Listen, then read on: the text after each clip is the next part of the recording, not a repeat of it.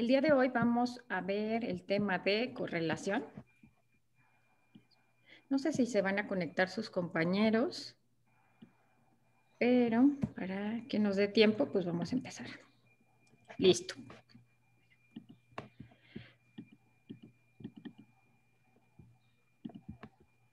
Hasta la clase pasada habíamos revisado pruebas de diferencia, ya sea pruebas de diferencia de medias o pruebas de diferencia de medianas. Y el día de hoy vamos a revisar una prueba que es distinta. Vamos a revisar el tema de correlación. Entonces, cuando queremos contrastar dos medias, utilizamos TDStudent. Si queremos contrastar tres o más medias, utilizamos ANOVA. Si es de muestras relacionadas, ANOVA para muestras relacionadas. O si lo que queremos contrastar son variables de libre distribución, si tenemos dos grupos, vamos a utilizar Ullmann-Whitney. Y si tenemos tres o más, vamos a utilizar Kruskal-Wallis. O si son pruebas, grupos relacionados, pues utilizaremos Wilcoxon o Friedman. ¿Cuál es la otra utilidad que tenían las pruebas, además de la diferencia? Era predecir. Utilizábamos otras pruebas estadísticas para predecir. Si es un desenlace dicotómico, pues utilizaremos un modelo de regresión logística múltiple. Si es un desenlace cuantitativo, el que queremos predecir, entonces utilizaremos un modelo de regresión lineal. Pero entonces, ¿en qué parte caen las correlaciones? ¿Para qué utilizamos las relaciones? Esto es una palabra que utilizamos de pronto de forma indiscriminada, en contextos y escenarios que no son los apropiados. Pero cuando hablamos de una relación, ¿de qué estamos hablando? De una asociación, ¿no? Un puntaje, con una asociación. Cuando el puntaje de una X con el puntaje de una Y se acompañan en una misma distribución o una proporcional. Y cuando el valor de un puntaje X modifica el valor de un puntaje Y de forma proporcional. Ok. Entonces, escuchen el ejemplo que les voy a mencionar y me dicen si es correcto. Si yo quiero evaluar la relación entre diabetes y síndrome metabólico, ¿es correcto? Sí. ¿Sí? ¿Seguros? ¿Hay relación entre diabetes y síndrome metabólico? Pues sí. ¿Seguros? Sí. ¿No? Bueno, no, porque la diabetes ya es un diagnóstico, es resistencia a la insulina. Bueno. No, o sea, porque diabetes va dentro del síndrome metabólico. Podría ser, pero además acuérdense que las relaciones tienen que ver con desenlaces que son cuantitativos, o uno cuantitativo y el otro ordinal, pero son variables predominantemente cuantitativas y lo utilizamos como un paso intermedio para llegar a hacer predicciones. Entonces, no es que de pronto el objetivo de mi investigación sea solo evaluar relaciones. Yo podría evaluar la relación entre glucosa y obesidad abdominal, o entre circunferencia abdominal y resistencia a la insulina, pero son variables cuantitativas. Entonces, por eso es que les decía hace un ratito que a veces los utilizamos de forma indistinta. Cuando se trata de variables que son dicotómicas, pues el término correcto tendría que ser una asociación. Yo tendría que calcular riesgos, ya sea riesgo relativo o R, dependiendo el diseño de mi investigación, si es de casos y controles, si es transversal, o bien si es un estudio longitudinal. Entonces, cuando hablamos de la palabra relación o correlación, como ya nos dijo Raúl, son variables cuantitativas. Entonces, acuérdense de eso. Si no, la palabra correcta es asociación. Y es en ese sentido que les digo que a veces utilizamos esta palabra de forma inadecuada o de forma indiscriminada, cuando en realidad una relación, pues en general se asume que son variables cuantitativas. Ahorita en los ejemplos, yo creo que esta parte va a quedar más clara. Ajá. Entonces, cuando utilizamos la palabra correlación, lo que hacemos es hablar de variables cuantitativas y es un paso intermedio para análisis de regresión, es decir, cuando queremos predecir, por ejemplo, glucosa o queremos predecir resistencia de insulina a partir de variables clínicas o variables de laboratorio que sean más sencillas de obtener. Nos permite describir cuantitativamente la magnitud y dirección de una asociación entre dos variables que son cuantitativas. Y únicamente las correlaciones nos dicen cuál es la tendencia de esas variables a ir juntas, como si aumento el valor de X o como si se modifica el valor de X, se modifica o no el valor de Y. Entonces, la palabra relación o correlación tiene que ver con la tendencia de dos variables a ir juntas. Ahora, la pregunta de investigación en un estudio de correlación debería ser planteada de la siguiente manera. ¿Cuál es la relación que hay entre A y B, que son predominantemente variables cuantitativas, o una cuantitativa y la otra ordinal? O bien, el segundo caso es que al aumentar A se incrementa o no el valor de la variable B. Eso es de lo único que nos hablan las correlaciones. No nos dan ninguna otra información. Ahorita lo vamos a ver graficado. Entonces, algunos ejemplos es si existe correlación entre tasa de filtrado glomerular y creatinina, o aclaramiento de creatinina en adultos mayores, o si existe relación entre índice tabáquico y BEF1. ¿Algún otro ejemplo en su práctica clínica o en su proyecto de investigación que pudieran utilizar una correlación? Yo ahorita se me ocurrió algo, pero porque tengo duda, no sé qué variable sería. Por ejemplo, una prueba de laboratorio, pues sí es cuantitativa, glucosa, urea, creatinina, lo que sea. Pero, por ejemplo, si lo quiero comparar con Glasgow es una variable cuantitativa porque me da 15.14. ¿O es una cualitativa? La variable Glasgow es una variable que es más de tipo ordinal. ¿Por qué? Acuérdense que las variables cuantitativas siempre tienen una distancia equidistante entre un punto y el otro. ¿Y qué pasa con Glasgow? El tener un Glasgow ¿de cuánto les gusta? De 7 es es cuantitativamente la mitad de tener un Glasgow de 15. No, la situación cambia. Entonces, esta es una variable de tipo ordinal, pero podrías hacer una correlación entre Glasgow y alguna variable de laboratorio.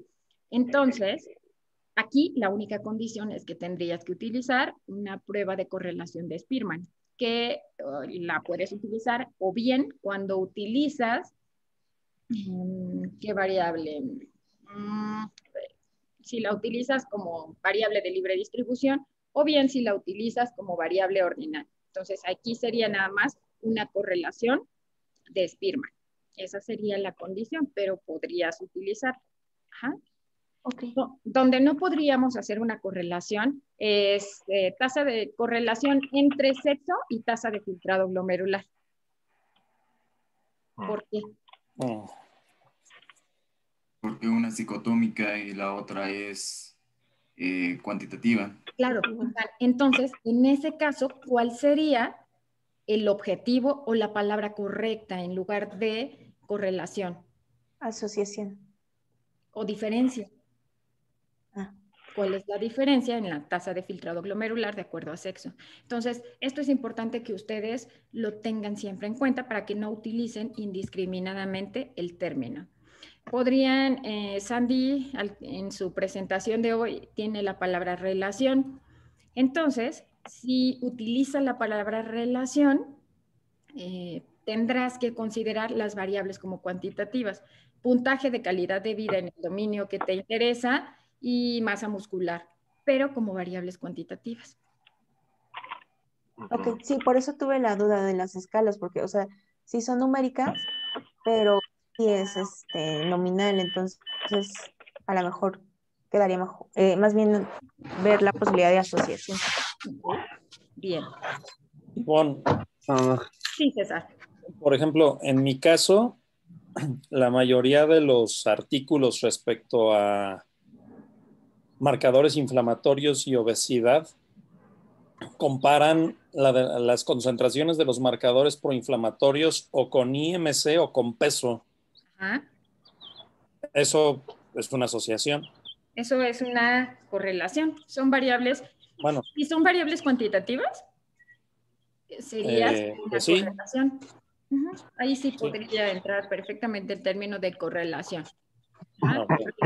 Correlación entre variables cuantitativas. Podría ser una asociación si de pronto tuvieras las variables dicotómicas, diferencias, si tuvieras una cuantitativa y quisieras a lo mejor contrastar de acuerdo al grado de severidad de la obesidad, si existe una diferencia entre estos marcadores inflamatorios. Entonces, tenemos diferentes tipos de correlación. Los que más utilizamos es correlación de Pearson y correlación de Spearman. Entonces, la correlación de Pearson lo que hace es contrastar y correlacionar estas dos variables cuantitativas que tienen distribución normal. Ajá. La representación de las correlaciones se hace mediante diagramas de dispersión. Ahorita vamos a ir viendo cómo se hacen y cómo la interpretamos. Los valores de la correlación van únicamente entre -1 hasta +1. Las correlaciones, ya sean negativas o positivas, pero que son de 1, como en la imagen de la derecha, son correlaciones perfectas, sin importar el signo. El signo solo nos habla de si aumenta X, bueno, Y va a disminuir. Es de lo único que nos habla el signo. Y ambas correlaciones son perfectas, pero van en sentido opuesto. En este caso, nuestra hipótesis nula, lo que no queremos obtener en las correlaciones son coeficientes de correlación de 0, porque eso implicaría que aumenta X, pero Y se mantiene constante. Ajá. Tendríamos una línea horizontal. Entonces, lo que no queremos, el valor de nulidad en la correlación es 0. Entre más cercana sea una correlación a 1, más fuerte es la asociación entre esas dos variables. Ajá. Entonces, la hipótesis nula, en este caso, Sandy quiere evaluar dos variables que son, imaginemos que las quiere evaluar cuantitativamente. Puntaje de calidad de vida y masa muscular. Entonces, ahí está correcto utilizar una correlación. Su hipótesis estadística nula sería que no hay relación. La hipótesis estadística la plasmaríamos de esta manera. La hipótesis nula es que R es igual a 0. Ajá. Lo que ella quiere mostrar como hipótesis alterna es que existe relación y que esta hipótesis nula, que esta R va a ser distinta a 0. No sé si sea mayor o menor a 0, pero lo que sí queremos es que sea diferente a 0. Vamos a ir viendo unos ejemplos. Ajá. La correlación de Spearman se utiliza cuando las variables son cualitativas y tienen libre distribución, o bien cuando se trata de variables ordinales. Por ejemplo, si yo quisiera contrastar Glasgow con saturación, sería una correlación de Spearman, porque una de esas variables es ordinal. O si yo quisiera clasificar la tasa de filtrado glomerular de acuerdo a alguna escala y, no sé, triglicéridos o ácido úrico, bueno, en este caso tendría que utilizar una correlación de Spearman porque una de esas variables es de tipo ordinal. Entonces, la correlación de Pearson y Spearman se interpretan de la misma manera. Vamos a tener en todas las correlaciones solo valores entre -1 y +1. Vean estos ejemplos. En el ejemplo A, en la figura A, tenemos una correlación perfecta de 1. Vean cómo la proporción de incremento en X siempre va a ser igual en Y. ¿Qué permitiría una correlación perfecta de 1? Que con solo conocer el valor de X, yo pudiera determinar el valor de Y. ¿Por qué? Porque siempre se va a ir presentando un incremento en la misma proporción. Es decir, no sé, incremento un valor en X y se aumenta una unidad en Y. Ahora, si aumento 2 unidades en X, pues se van a aumentar 2 unidades en Y y así sucesivamente. Por eso es que esta correlación es perfecta, porque únicamente si conozco el valor de X, bueno, pues puedo determinar el valor de Y. Pero ¿qué tan probable creen ustedes que sea encontrar esto en la naturaleza? ¿Será fácil? ¿Será lo común, lo habitual? Es lo más difícil. Por supuesto. Si esto fuera así, pues tenían ya únicamente con conocer el valor de X, podríamos saber el valor de Y. Y esto implicaría que la única variable que está relacionada o que está determinando el valor de Y es X. Y sabemos que todo fenómeno es multicausal, incluso dentro de las variables más estudiadas, como cáncer y tabaquismo. Porque algunas personas lo desarrollan, porque otros no, porque otros toleran más índice tabáquico que otras personas. Ajá. Entonces, bueno, esto sería lo ideal, pero en la naturaleza no ocurre. Y en la figura B tenemos una correlación que es igual perfecta, pero ahora es negativa. Entonces, correlaciones perfectas, tomen en cuenta solo el valor absoluto, sin tomar en cuenta el signo. Esto sería lo ideal, pero no es lo común. ¿Qué es lo común? Buenas correlaciones las tendríamos como en el ejemplo C, donde tenemos aquí una correlación muy alta de 0.94. Es una correlación positiva y muy cercana a 1. Ajá, pero ¿qué observan? Aquí hay una tendencia constante. Se sigue una línea pendiente perfecta. Todos los puntos de dispersión caen en la misma pendiente. Ajá, pero aquí no. Ajá, en C no, a pesar de que es una correlación muy alta. Ahora, ¿qué implica cada uno de estos puntos? Cada uno de estos puntos es un valor de X y Y.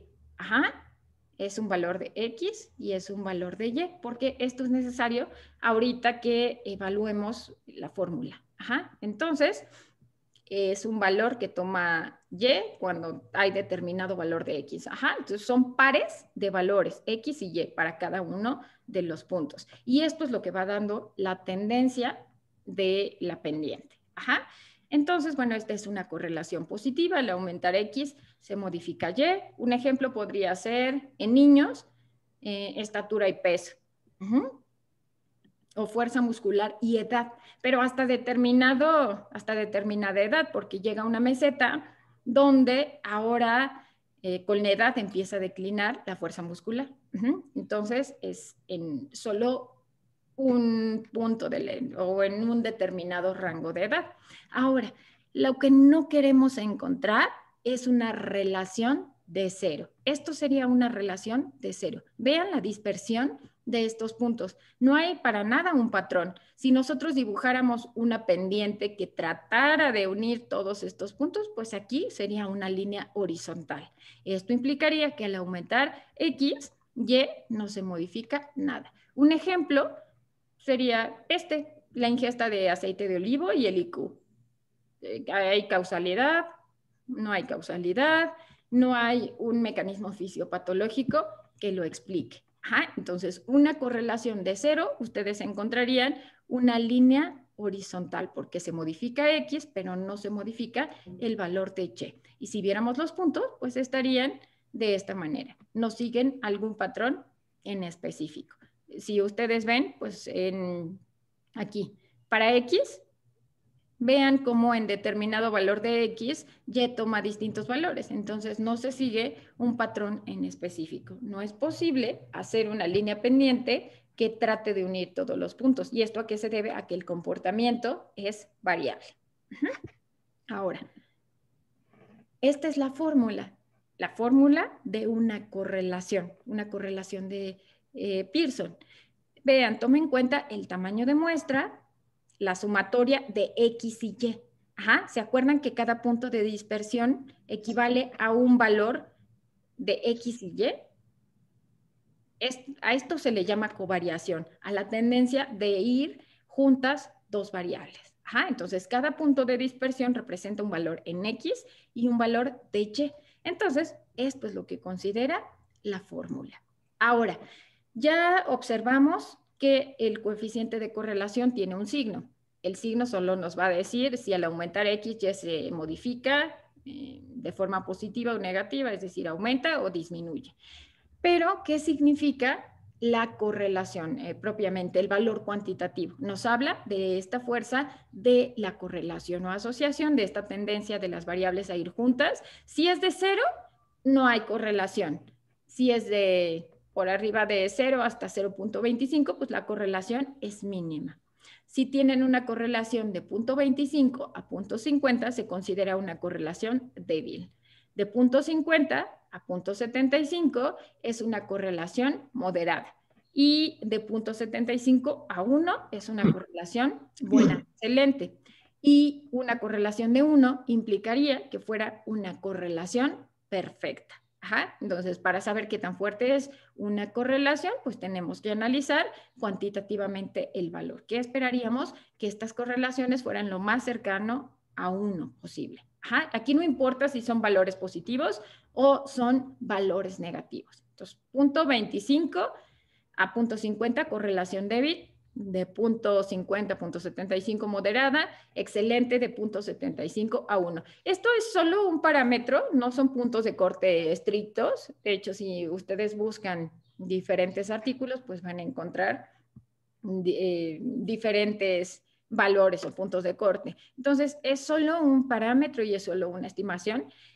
Esto es mucho más fácil de interpretar si ustedes se acuerdan que 0 implica que no hay correlación y 1 es una correlación perfecta. Ahora, ojo, porque las correlaciones son dependientes del tamaño de muestra. ¿Esto qué quiere decir? Puede ser que yo tenga un tamaño de muestra de 2,000 participantes y que, como en este caso, yo tenga una correlación de 0.1 menos 0.1, pero es estadísticamente significativa. ¿Esto a qué se debe? A tamaño de muestra. Pero si ahora tengo las mismas variables, pero ahora tengo un tamaño de muestra de 30, pues seguramente no me va a salir estadísticamente significativo. Entonces, siempre es importante que analicen no solo el valor de P, sino la fuerza y la magnitud de esta correlación. Entonces, acuérdense que correlaciones por abajo de 20, de 0.20, 0.25 son correlaciones mínimas. Entonces, entre más cercanas a 1, más importantes son esas correlaciones. Ajá. ¿Qué implicaría? ¿Por qué es tan importante evaluar no solo la significancia estadística, sino el valor cuantitativo? En este ejemplo, que seguramente lo vimos al revisar la clase de pertinencia de la prueba estadística, aquí lo que estamos observando son diagramas de dispersión. ¿Qué opinan de la dispersión de los puntos? ¿Se veía como en los primeros gráficos de las correlaciones perfectas?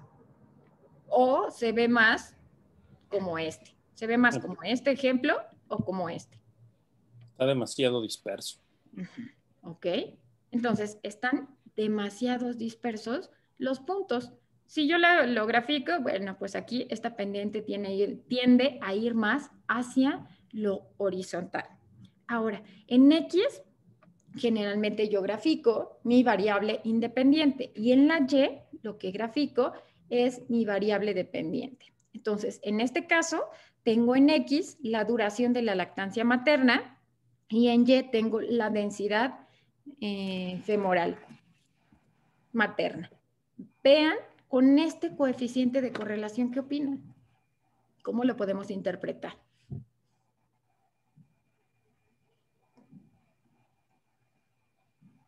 ¿Cómo lo interpretamos? ¿Qué significan estos datos? Estos coeficientes de correlación, estos diagramas de dispersión y estos valores de P.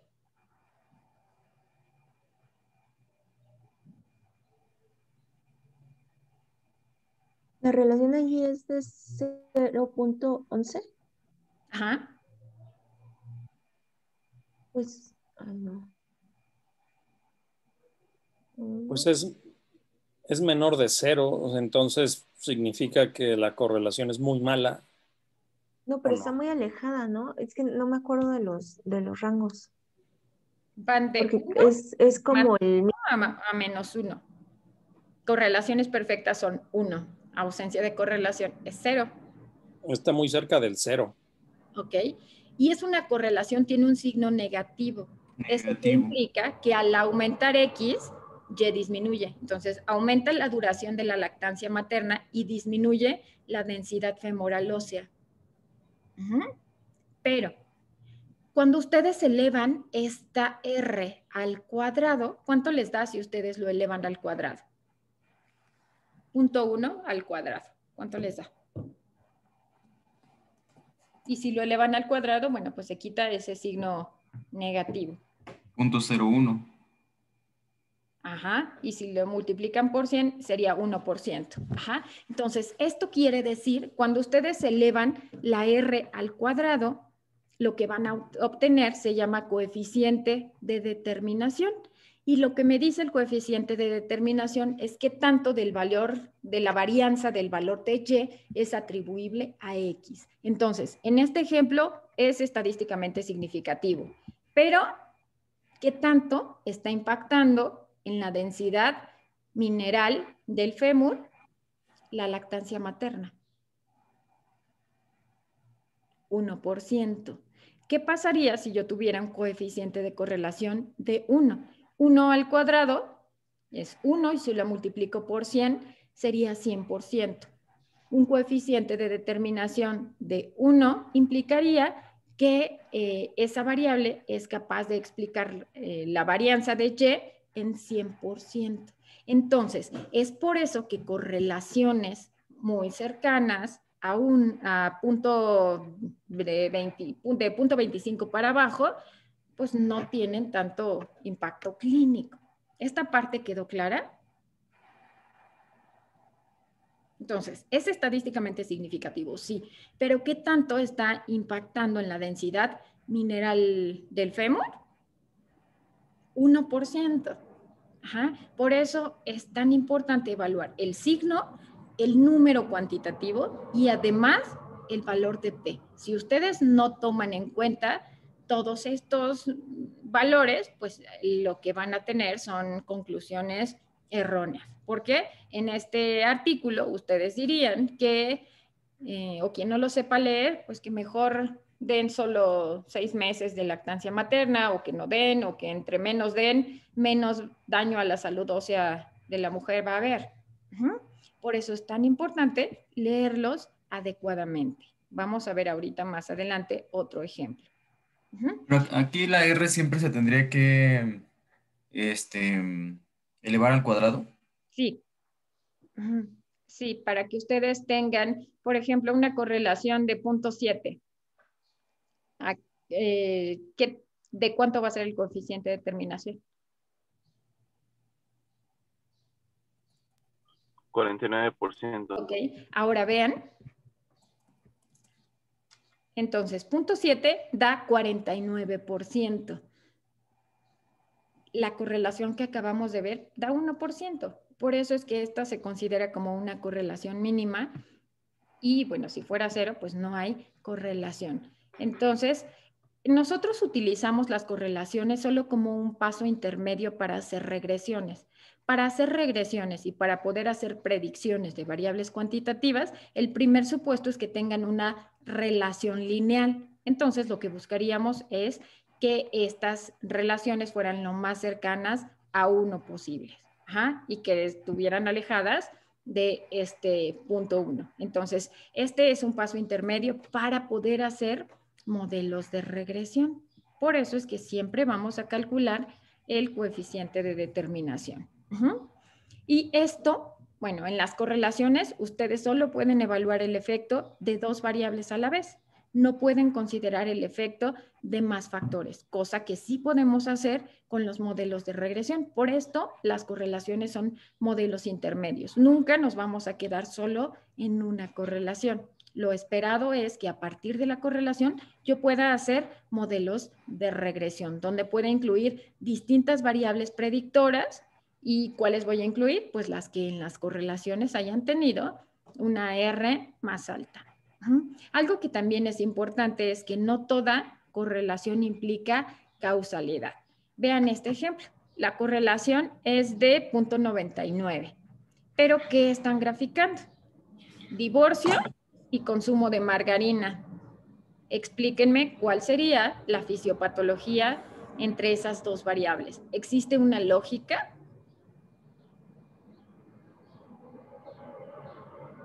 ¿Creen que haya una lógica?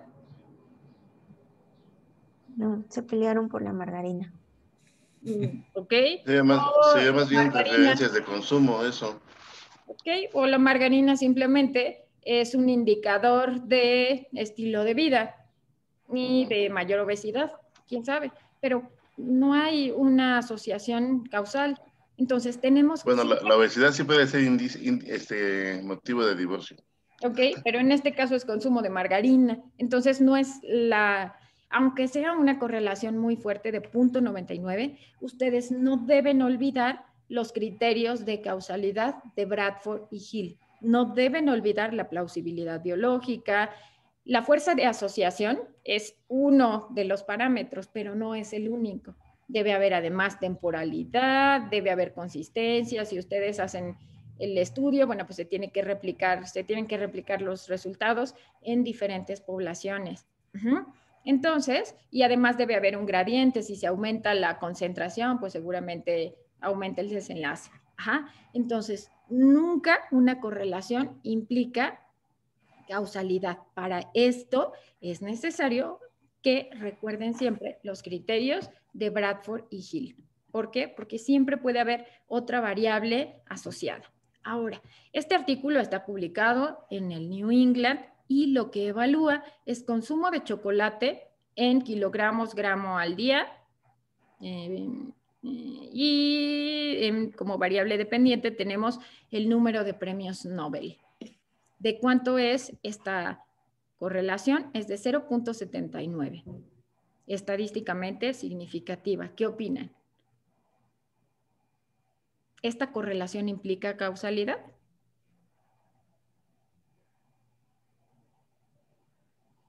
Pues pareciera que sí, ¿no? ¿Y sería lógico? Si esto fuera lógico, o sea, es Es igual preferencias de consumo. Hay correlación, más que pero no hay causalidad. Exacto. Quizá el consumo de chocolate sea indicador de otra circunstancia. Por ejemplo, seguramente es un indicador de mejor estado nutricional, de mejor estrato económico, a lo mejor de un mayor nivel de educación. Si hay alguien que no tiene para comer, pues seguramente no podrá ir a la escuela, no podrá consumir chocolate. Aquí no está México. Entonces, son datos, este artículo es real, es un estudio de tipo ecológico donde se evaluaron los datos nacionales. Entonces, ojo, no toda correlación implica causalidad. Si esto fuera cierto, ¿qué haríamos hoy? Pues en lugar de estar tomando clase, nos iríamos a comer unos cuantos chocolates, ¿no? Comiendo chocolate mientras tomamos clase. Podría ser. Bueno, podrían intentarlo, podría ser su hipótesis. Entonces. ¿Por un chocolate? Para la siguiente clase todos con chocolate, al momento de hacer la tarea o hacer el examen. Entonces, esto es importante. No se olviden nunca que no toda correlación implica causalidad. Ahora, creo que ya me había adelantado al coeficiente de determinación, pero vamos a repasarlo de nuevo. Entonces, el coeficiente de determinación es el valor de R elevado al cuadrado. Va de 0 a 1. Sus valores siempre van a ser positivos porque se está elevando al cuadrado. Ahora, veamos este ejemplo. Si queremos hacer una correlación entre masa muscular y consumo máximo de oxígeno en pacientes con insuficiencia cardíaca y encontramos una R de 0.7 con un valor de P menor a 0.01, si lo elevamos al cuadrado, pues ya me habían dicho ustedes que esa variable implica el 40%. Esto querría decir que el consumo máximo de oxígeno en un 49% es atribuido a la masa muscular. Pero son dos variables que son lógicas, que tienen una correlación buena. Ahora, ¿qué otro ejemplo se les ocurre para una correlación?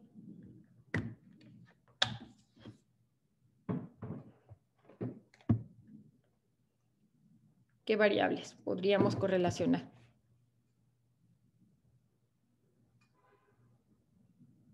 ¿No? En sus proyectos.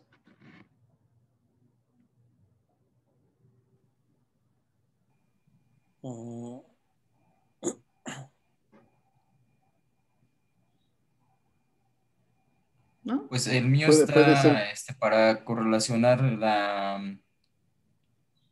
lo que marque la circunferencia de pantorrilla y con la bioimpedancia, la masa muscular. Ok, bien. Ese es un ejemplo adecuado de correlación. ¿Otro ejemplo? Pudiera ser que la elevación de la interleucina 1B, fracción 1B, eh, es directamente proporcional a la presencia de fístula y a la severidad de la misma, sin que sea causalidad. Sería el nivel de la interleucina, el valor de la interleucina y la severidad de la fístula. Acuérdense que no podemos usar correlaciones si tenemos un desenlace dicotómico. Ahí lo correcto sería evaluar diferencia. Entonces, acuérdense que es para variables cuantitativas o una de ellas ordinal. Ahora, vamos a ver este ejemplo, si existe relación entre edad y tasa de filtrado glomerular. Mi hipótesis alterna es que existe relación y que por lo tanto mi R es distinta a 0. Nos vamos a analizar. El primer paso, aquí yo me fui directo a las correlaciones. El primer paso siempre tendrá que ser evaluar el tipo de distribución. Una vez que evalúan el tipo de distribución, entonces se van a correlaciones. Se van a correlaciones bivariadas. Y aquí ustedes eligen la correlación de Pearson, Spearman o la de Kendall. La de Kendall se utiliza cuando las variables son ordinales. Entonces, esto pues, habitualmente no lo utilizamos. ¿Por qué? Porque lo utilizamos como paso intermedio para una regresión. Entonces, lo más común es utilizar o Pearson o Spearman. Si tenemos una cuantitativa y una ordinal, pues utilizamos Spearman. Entonces, meten sus variables cuantitativas y les arroja este cuadro. Entonces, tenemos edad y tasa de filtrado glomerular. Entonces, si analizamos edad, siempre contrasta cada variable contra sí misma. Entonces, edad y edad, pues es la misma. La correlación es perfecta y es de 1. La N, en este caso, es de 25. Ahora, si analizamos tasa de filtrado glomerular y edad, tenemos una correlación de Pearson de menos 0.65. ¿Qué implica este resultado? ¿Cómo lo interpretamos?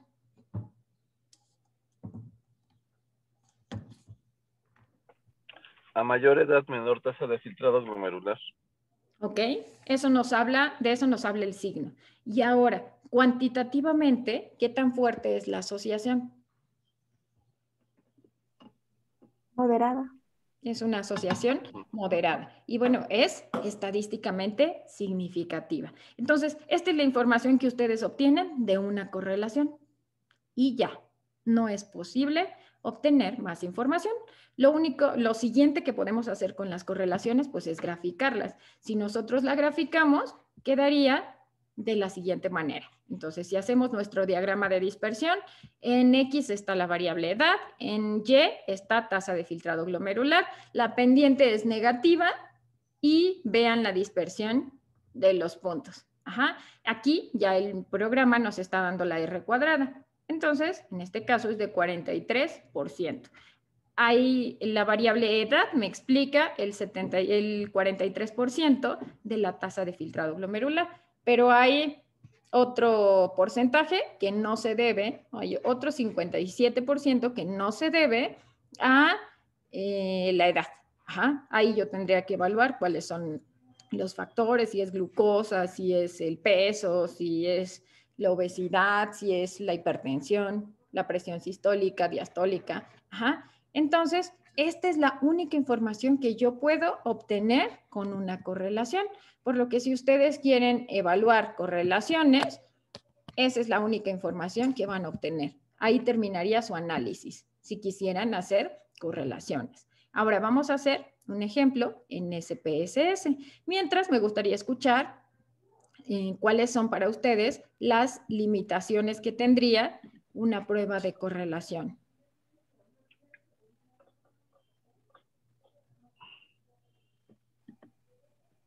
Que no es causalidad. Ajá. Con que aumentemos el tamaño de n vamos a encontrar correlaciones. Ok. Que solamente podemos valorar una sola variable. Claro. Esas son las principales limitaciones. Por lo tanto, si ustedes quieren hacer una correlación, pues así va a terminar su análisis. Entonces, acuérdense que es un paso intermedio para las regresiones. En las regresiones sí podemos contemplar más variables. Y bueno, ahora vamos a ver unos ejemplos. Doctora, yo tengo una duda.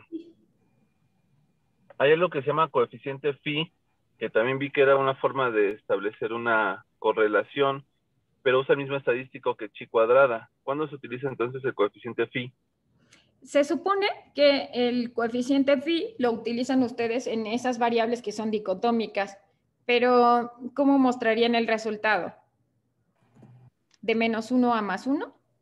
En variables que son dicotómicas, y ahora piensen que es diabetes y síndrome metabólico. ¿Qué van a decir? Entonces da mucha más información que ustedes hagan una tabla de 2×2, frecuencias y porcentajes por grupo, y una chi cuadrada.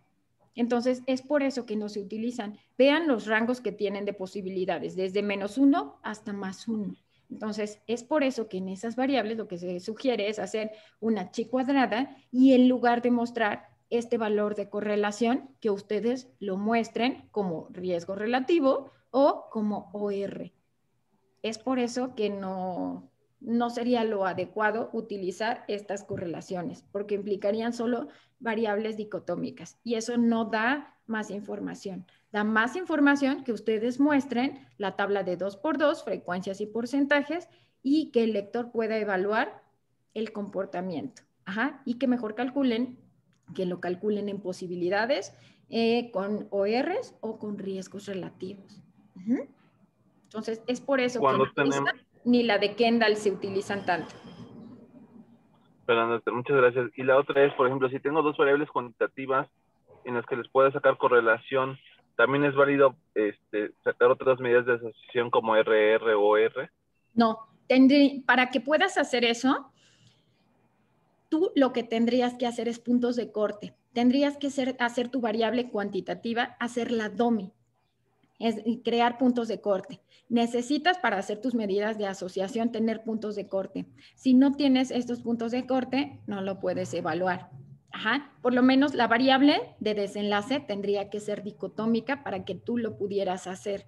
En regresión logística, en regresión lineal, ustedes pueden meter variables que son cuantitativas, variables que son cualitativas, pero la condición en regresión logística es que el desenlace sea dicotómico. Entonces, esto que está preguntando Raúl se llama hacer la variable DOMI, es decir, ustedes tienen la variable edad, pero a partir de edad hacen dos categorías, ahí le están haciendo DOMI, y entonces ahora sí tienen la opción de evaluar asociación. Entonces, de la cuantitativa hacen grupos y ahora sí pueden hacer asociaciones. Eso es lo más común para ustedes. Siempre en la clase de regresión lineal les cuesta de pronto un poco de trabajo encontrar ejemplos, porque lo que ustedes trabajan en la clínica es asociaciones, desenlaces dicotómicos, la probabilidad de presentar o no un desenlace. Entonces, no queremos predecir glucosa o valores de glucosa. Lo que queremos predecir es el riesgo de un sujeto para desarrollar diabetes. Entonces, no es lo más utilizado en la clínica, sí lo utilizamos en algunos contextos, pero lo más común es hacer estas asociaciones con variables dicotómicas. Entonces, y todo esto lo pueden hacer con SPSS, a partir de una cuantitativa pueden hacer sus variables DOMIs. Ahora, vamos a ver este ejemplo. Es una base que tiene muy poquitas variables, muy poquitos pacientes, y aquí lo que queremos evaluar, bueno, tenemos edad, tenemos peso, tenemos talla, hemoglobina, plasticidad cerebral, horas de sueño, edad y, bueno, estas dos últimas están repetidas. ¿Qué ejemplo podríamos hacer? ¿Qué pasa con la plasticidad cerebral y la edad? Pues, en Va teoría, disminuyendo. mientras más joven, mayor plasticidad cerebral. Ok, entonces, ¿qué les parece si hacemos primero este ejercicio? Plasticidad cerebral y edad. ¿Cuál es el primer paso? Que sean cuantitativas. Ok, ¿son cuantitativas? Sí. ¿Cómo se mide la plasticidad cerebral? Aquí está como variable cuantitativa, Ok, está bien. pero no sé específicamente. Ok. Entonces está como variable cuantitativa. Luego, pues, explorar la distribución. Acuérdense, siempre ese es el primer paso para saber si voy a utilizar una correlación de Pearson o una correlación de Spearman. Aquí pueden ustedes meter, vamos a meterlas todas, las variables que vamos a utilizar. Y bueno, aquí vamos a calcular la normalidad. Doctor, una pregunta. También él había leído que la tau de Kendall se utiliza cuando los rangos tienen muchos empates para tener evitar un error. Una concordancia. Entonces, esto también se utiliza en pruebas diagnósticas, cuando quieres hacer una concordancia entre diagnósticos, igual que la capa. Entonces, por eso es que, pues, para diseños de causalidad no lo utilizamos esto específicamente en estudios de prueba diagnóstica. Ahora, vean, distribución normal o libre. ¿Y qué prueba utilizo? ¿Shapiro o Kolmogorov? Utilizo Shapiro. Kolmogorov y tienen libre distribución. Ok.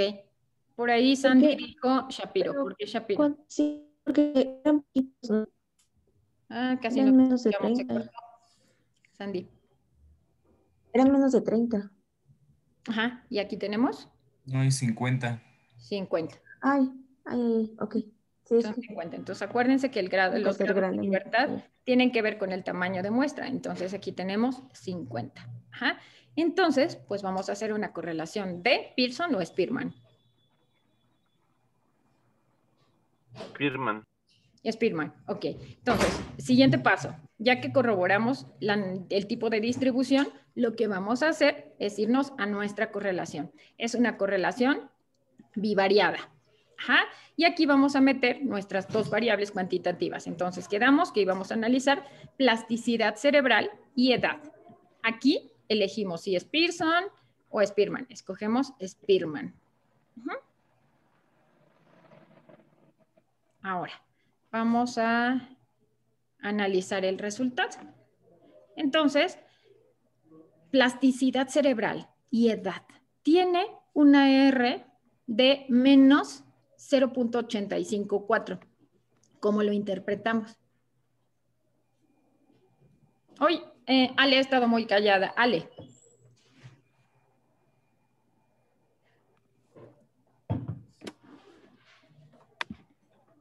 ¿Andas por ahí, Ale? Tengo los audífonos, no sirve el micrófono. ¿Ahorita se me escucha? Sí, te escuchamos, Ale. Tú habías mencionado que independientemente de si el valor es positivo o negativo, la mayor fuerza de correlación está cuando la cifra está más cercana a 1. Entonces, está en punto 854, yo diría que sí está cercano al 1. Ajá. Yo diría que la correlación, no es la ideal que fuera de 1, pero sí es moderadamente, de moderado a fuerte, yo diría, la correlación entre la edad y la plasticidad. Esa sería mi conclusión. ¿Y de qué nos habla el signo en este ejemplo? El signo es que es inversamente proporcional la relación. Okay. Esto implicaría que al aumentar la edad, disminuye la plasticidad cerebral. Ajá, ok.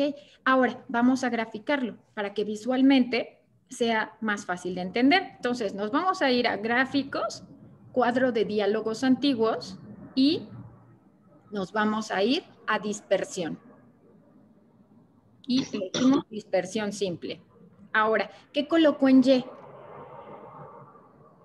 De estas dos variables, edad y plasticidad. Plasticidad. Plasticidad. O sea, acuérdense siempre que en Y va la variable dependiente. Aquí coloco mi variable de edad. Y ahora, si ustedes le dan doble clic, y en la parte de arriba aparece esta opción.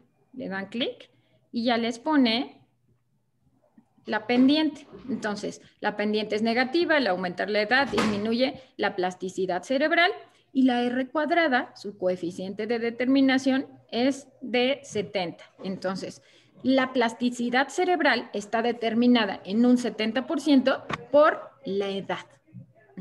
Ahora, vamos a hacer otro ejemplo. ¿Qué pasa con las horas de sueño y la talla en niños? Los niños que no duermen no crecen. Ok, vamos a hacer ese ejemplo. Entonces ya vimos que todas las variables tienen distribución libre, por lo tanto, sigue una correlación de Spearman. Entonces nos vamos a los últimos pasos, correlaciones bivariadas, y ahora elegimos talla y horas de sueño.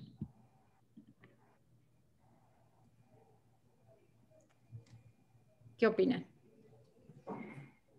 Sandy, ¿nos ayudas a interpretarlo? Sí, nada más que no sé por qué mi pantalla se ve tan chiquita.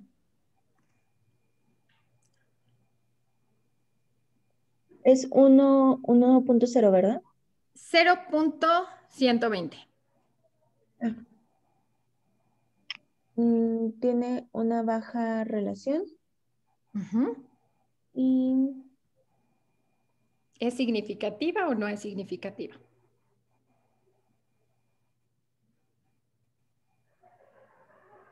no me dice la... Aquí está coeficiente de correlación y abajo dice significancia bilateral. ¿Es 400 y tanto? Punto 46. Ah.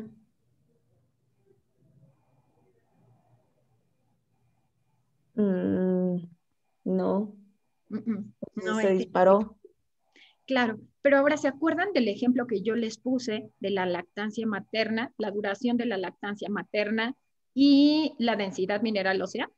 ¿Se acuerdan que era de 0.116 y era significativa? Aquí es de 0.12, es tantito más alta, pero no es significativa. ¿A qué se lo atribuimos? Al tamaño de muestra.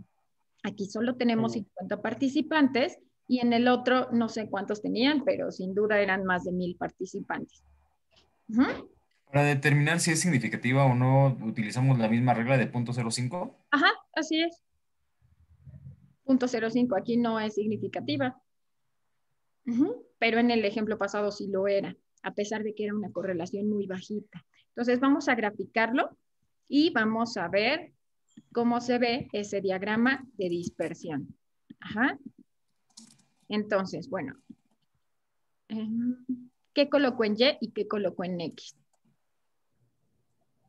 Horas de sueño y talla. La talla en Y. Ajá.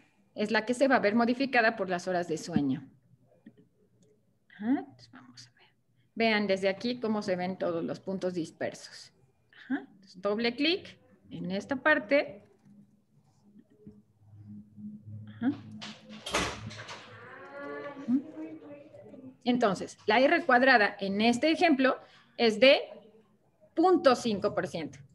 En el ejemplo anterior era 1% y aquí es 0.5%.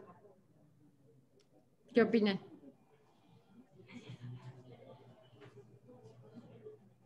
Está peor. Sí, entonces esta correlación no es significativa. Ahora, vamos a hacer otra correlación que tenga... A ver, aquí, ¿cómo, doctora? ¿Mande? ¿Cómo se traduce los datos de la gráfica de esta última? En esta gráfica es positiva. Entonces, al aumentar las horas de sueño, aumenta la talla. Pero esta es una correlación que no es significativa, es una correlación bajita. Si ustedes elevan el coeficiente de correlación al cuadrado, tienen una R cuadrada de 0.5. Esta variable solo me explica cuánto. Háganlo desde acá. Ay, ¿dónde está? Esperen. Aquí. 0.12. 0.12 por 0.12, ¿cuánto les da?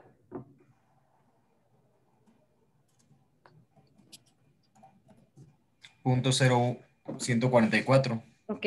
Esta variable solo me explica 1.4%. Entonces, las horas de sueño solo me explican 1.4% de la talla.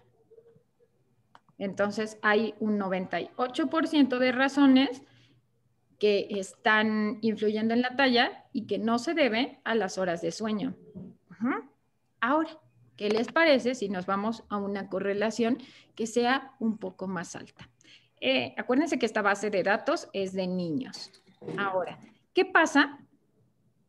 Imaginen que estamos en un escenario de urgencias, donde necesitamos calcular dosis de medicamento urgente. ¿Qué es más fácil? ¿Preguntar la edad de los niños o encontrar una báscula para pesar al niño que está con pérdida del estado de alerta? La edad. La edad. Ok. Entonces, ahora vamos a trabajar con las variables de edad y peso. Entonces, el objetivo de este ejemplo es que yo pueda ayudar a definir el peso de un niño a partir de la edad. Es más fácil ver en la cartilla o preguntarle a la mamá la edad y más o menos determinar el peso. Ahora, vean estas correlaciones. ¿Qué opinan?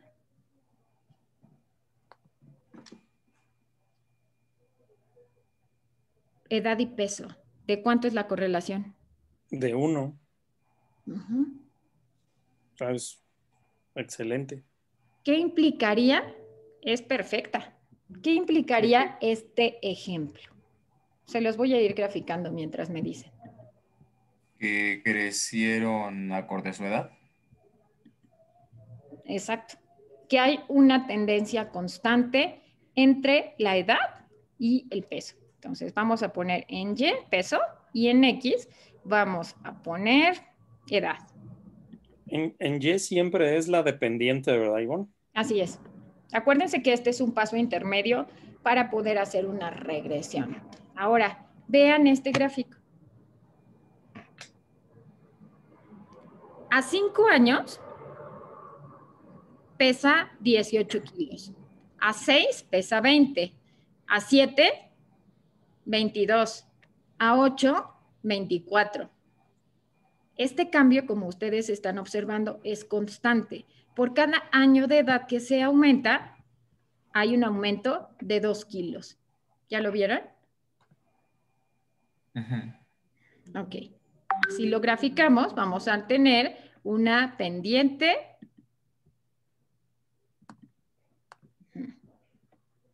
Ahora, vean su R cuadrada. ¿De cuánto es? De 1.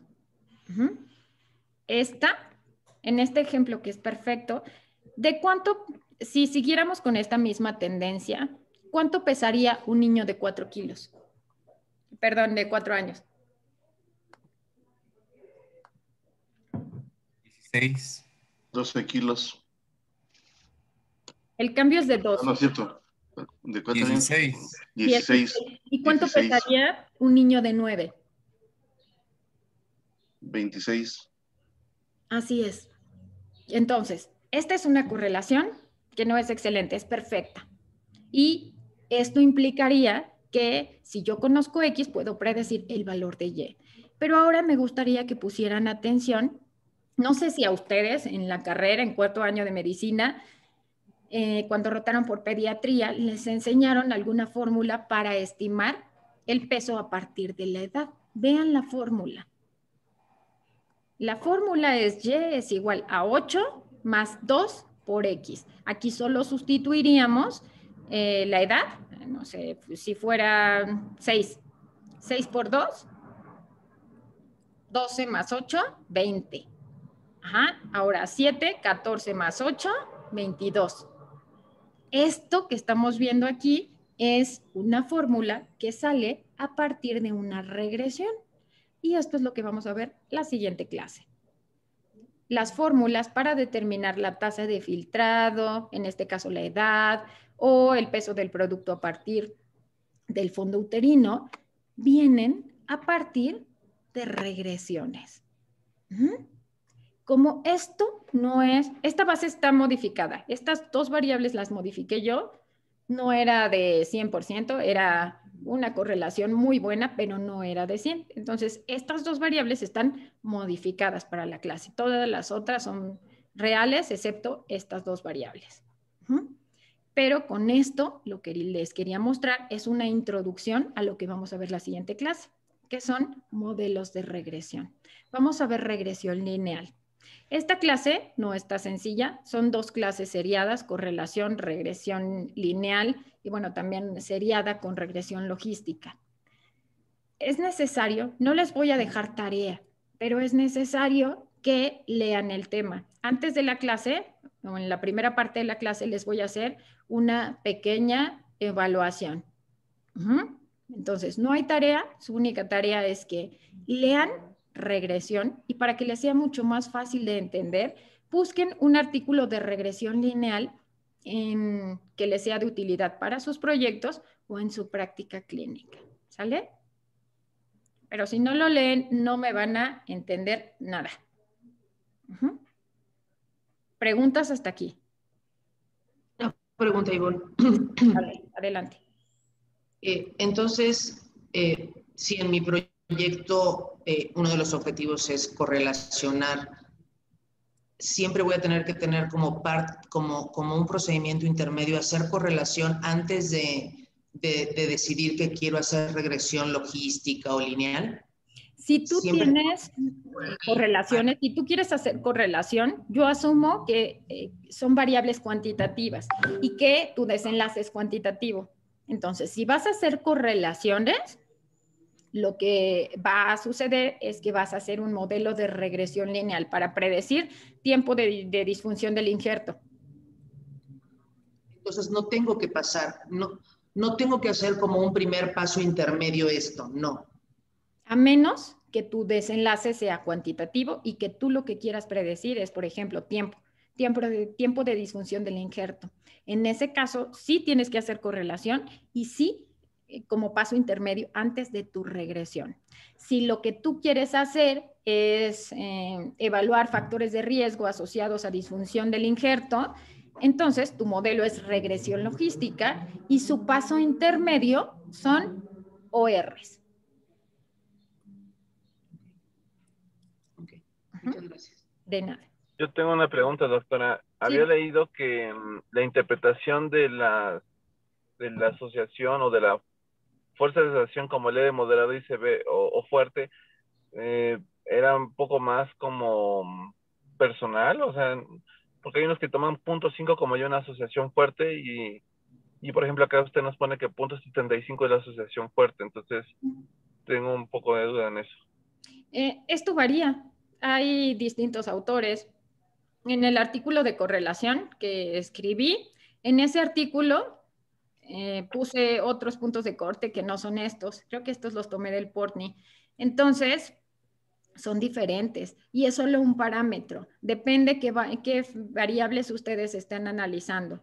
A mí se me quedó muy grabado desde la primera vez que leí este tema, una correlación de 7, un coeficiente de correlación de 0.7.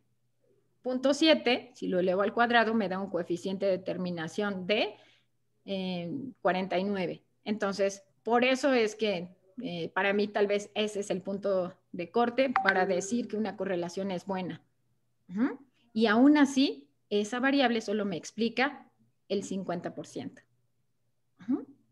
Entonces, depende del autor y depende de las variables que ustedes estén asociando. Pero ¿cómo vamos a aumentar la capacidad de predicción de mi modelo y cómo vamos a aumentar el coeficiente de determinación sumando más variables al modelo? pero no lo vamos a poder hacer con una correlación, porque solo podemos evaluar 2 variables a la vez. Sí, muchas gracias. ¿Sale? Entonces. Por ejemplo, en mi protocolo, le digo, yo lo que intento es ver cuál de las mediciones, si por circunferencia de pantorrilla o por la masa muscular por bioimpedancia, me da un mejor diagnóstico de sarcopenia con respecto a la masa muscular. Entonces ahí, pues yo voy a estar midiendo estos numeritos, pues me van a lanzar estas pruebas y con eso pues ya se determina si tiene o no tiene sarcopenia. En este caso, mi desenlace es dicotómico, ¿no? ¿Tiene o no tiene? ¿Cuál es el marcador cuantitativo que te ayuda a determinar sarcopenia? Pues la determinación de la masa muscular, la fuerza muscular. Una opción podría ser que tú evalúes la masa muscular como variable dependiente. Como variable independiente, no sé, por ejemplo, la circunferencia de pantorrilla o a lo mejor algún pliegue. A lo mejor, pues no solo es la circunferencia de pantorrilla, a lo mejor depende la edad, si es mujer o si es hombre. Esa podría ser otra opción. Que lo dejes así, que utilices estos indicadores clínicos para predecir masa muscular, que no es fácil medir en la clínica. Ok. Esto podría ser un ejemplo, ¿sale? Sí, gracias. Entonces, nos vemos la siguiente semana.